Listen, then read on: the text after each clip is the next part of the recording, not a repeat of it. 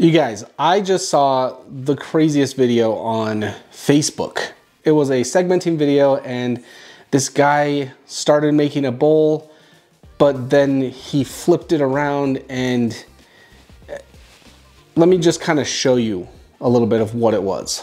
Okay, so his bowl is really cool because he's using obviously this really dark wood along with this really light wood, giving that awesome checkered pattern. But he starts making his bowl like any normal person would, just getting your rings and gluing them up into segments. But what I didn't notice until later in the video, like right here, he didn't glue up the middle of his bowls, so then he could break them all in half. And then he stacks them like he would a regular bowl, and that forms his bowl blank.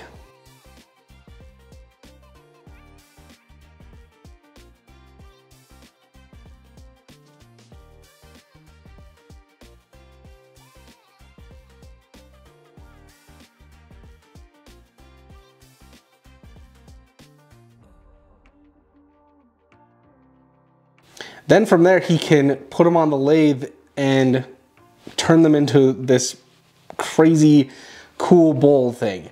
And I guess it is just about the same as turning a segmented bowl, but it's the way that it's oriented to me that's just like wild. And I think it looks super cool with both ends on the sides.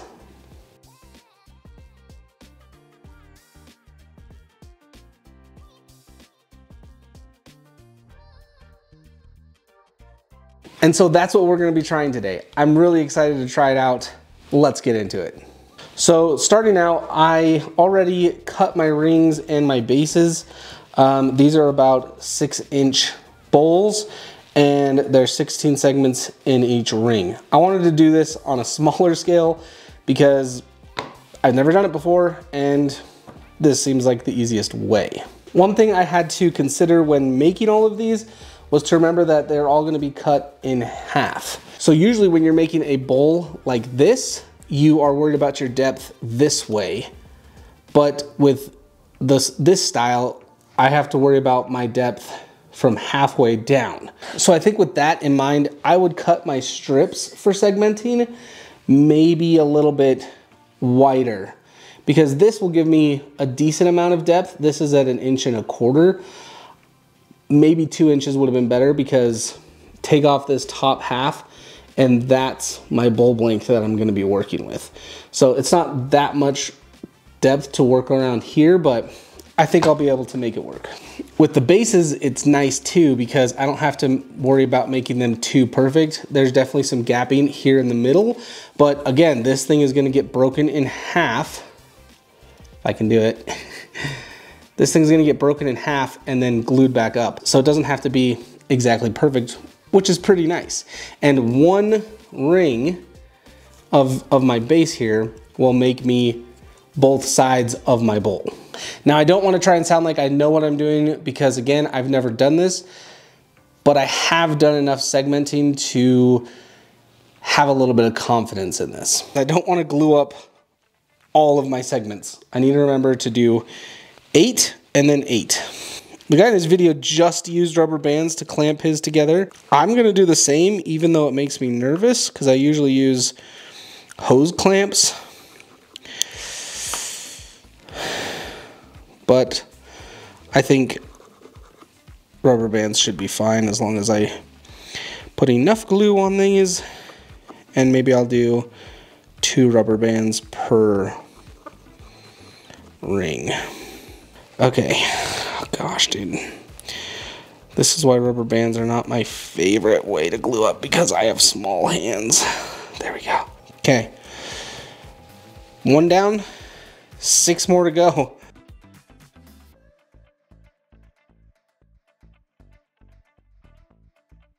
Two, 4, 6, 8. And I think what we're gonna do is do a friction glue first, which is put your glue on one side, get your other side, rub them together to make sure that they are together. And when you do that, you'll feel them you'll feel them like stick. I definitely did not put enough glue on there, so we need to load this up. I'm almost out of glue on this bottle, because you just definitely want to see glue squeeze out with this. Okay, so there's two.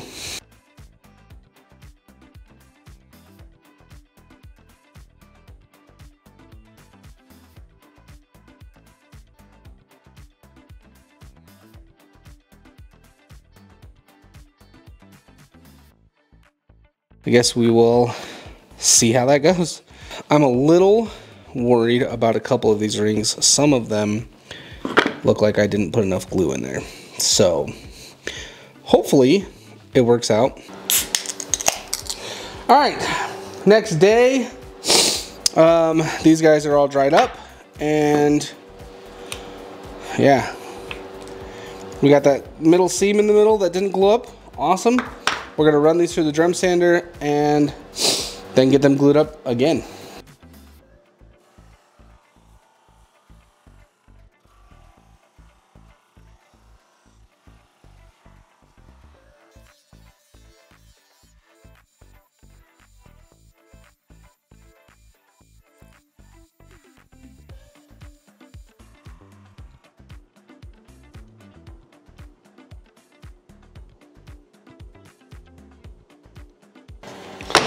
All right, let's see how this is gonna go.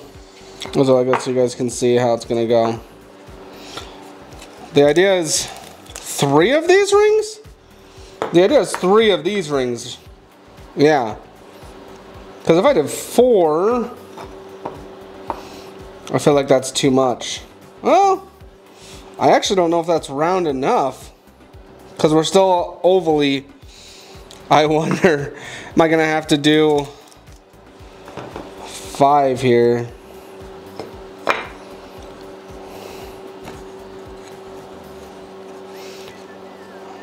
No, because that's not round either. There's no way 6 is gonna be, 6 is gonna be too long. Yeah. So maybe 4 is the right one? Oh my gosh, this is crazy looking. I don't know. Ah, I'm nervous. 4 is a lot, but 3 is not round enough. Oh, you know what? Let's do it like that. Let's see, because I know this is round. So I'm just gonna take this, put this on there. Yeah, this will show me how many I should have here for it to be mostly round. No way, that might be it. That does look more of like a square than it does oval. Dang, that's way more than I thought I needed. 1, 2, 3, 4, 5, 6. But I think that's right, because it matches this. But if I take off one more, that actually looks pretty good too. I think we might do, I think that's more what I'm looking for. That looks way, way better. 6 is way too many in there. 5 looks good. Okay, now I get the fun of gluing all these up.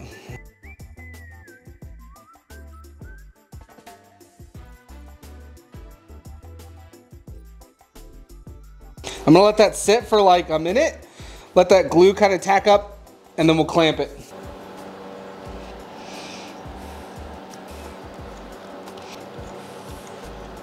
All right, woo-hoo-hoo. I'm getting stoked. This looks good. This looks good. And also, I was thinking about how I'm gonna mount this to the lathe. I think what I'm gonna do is put a block on here or something, and then I can screw into it and turn this backside. So it's nice that this part right here is nice and flat, I think. We'll see, but yeah, I'm excited. I'm just gonna flatten this edge so I can then attach a sacrificial block to it, and then we can get this thing checked up.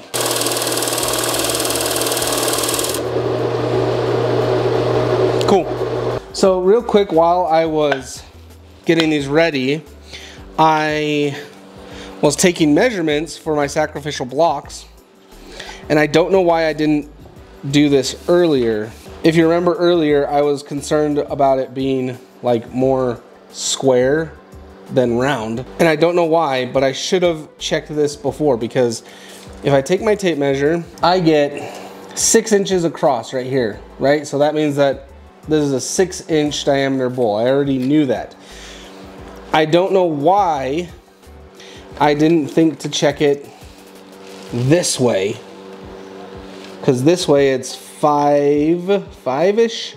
If I would have checked those measurements, I would have known that if I added an extra portion on there like this, that brings me to just about 6.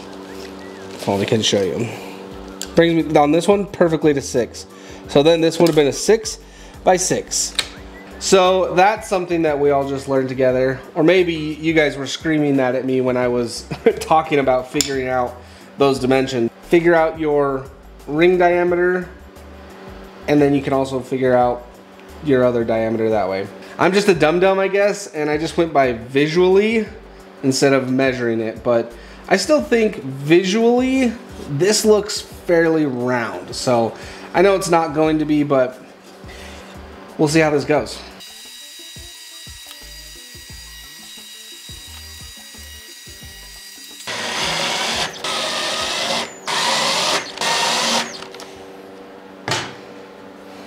Okay. Here we go.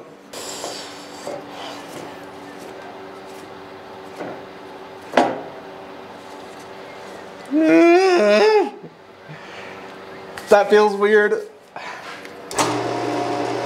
That looks weird. All right, starting with the round tool. Here goes nothing.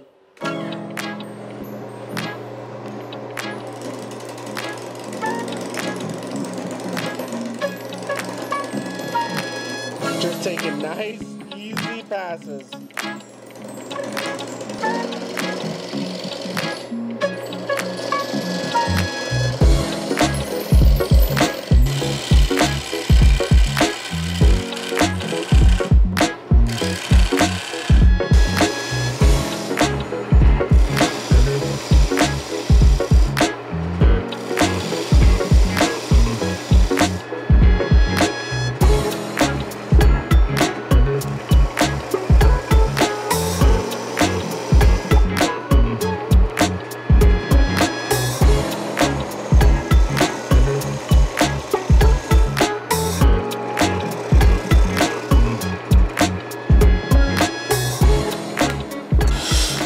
All right, this thing is looking sweet.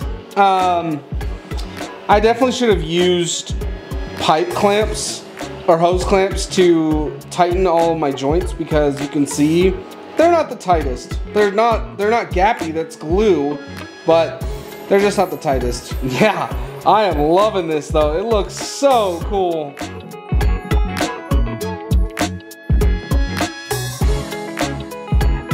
All right. Now let's really see how thin these are. I can feel it's actually not that thin. I think these are gonna end up really thin, but that's okay. All right, here we go. Woo!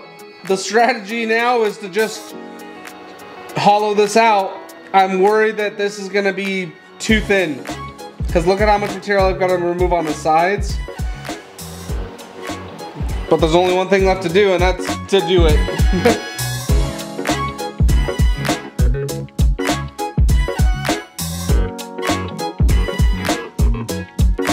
Woo! Yeah, look how thin this is. Ah! It's not gonna work, dude. It's not. We're gonna bust through this. So maybe what I'll do right now is put an end cap on here. Ah! Dang, that looks awesome though. And I'm gonna be using some Quick and Thick so I can get right back to this project, because I don't want to wait a whole nother day for this to cure up and stuff. Definitely a bummer, but better than throwing the bowl away.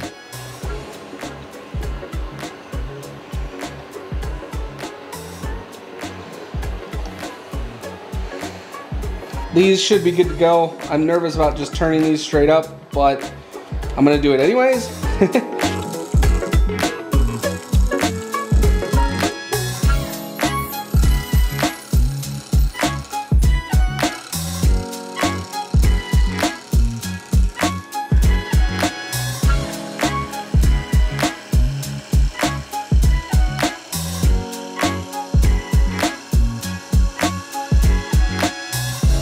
Much better. Okay, not exactly how I wanted it to be, but how it's gotta be.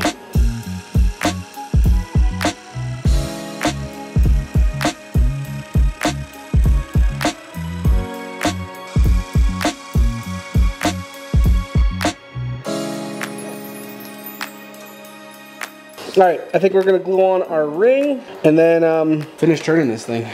Got our ring. Yeah, this ring is a little large, but I just was too lazy to cut it into thinner strips and get it done that way. Make sure I've got squeeze out all around this thing. 50-pound kettlebell. That ought to do the trick. Yeah. All right. And that will sit. Ring is set on there. Let's get this thing turned out.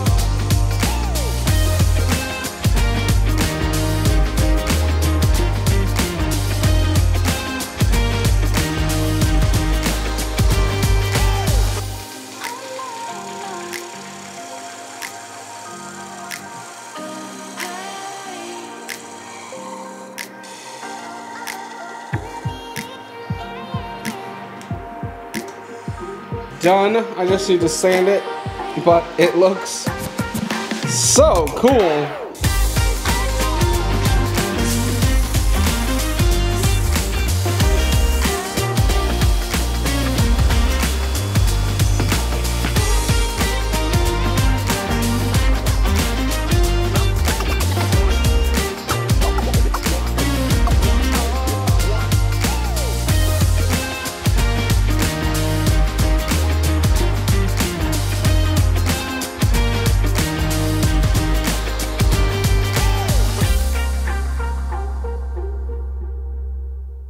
Okay, well, I just filmed all this as you just saw. I thought my mic was on, it was not.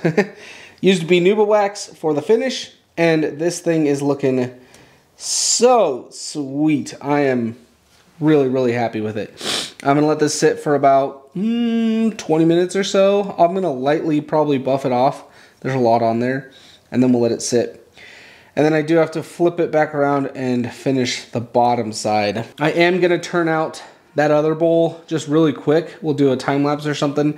And yeah, we're gonna wrap these things up. All right, so I just turned this, the second bowl that I've wanted to turn. I did it on YouTube Live. So if you want to see that, make sure that you guys are subscribed and that you have the notification bell for my channel clicked. And that way you guys will get to see when I go live and what I'm doing live.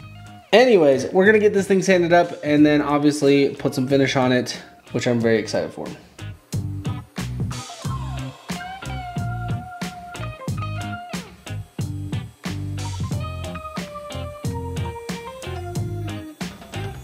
All right, this thing is sanded. It's beautiful. Classic Benuba wax to get this thing done.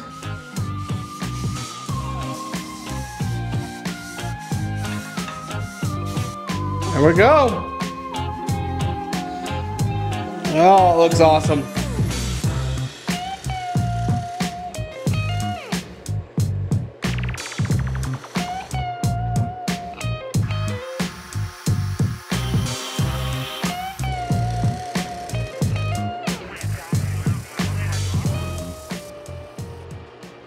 And that's it.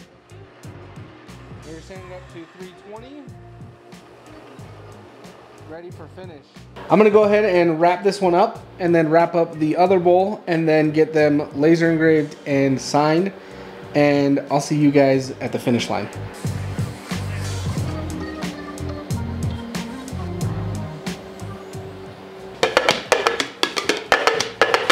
We did it. Oh my gosh, you guys. Look at these things, dude. They came out fantastic. I am ecstatic with them. I think that they just look so cool.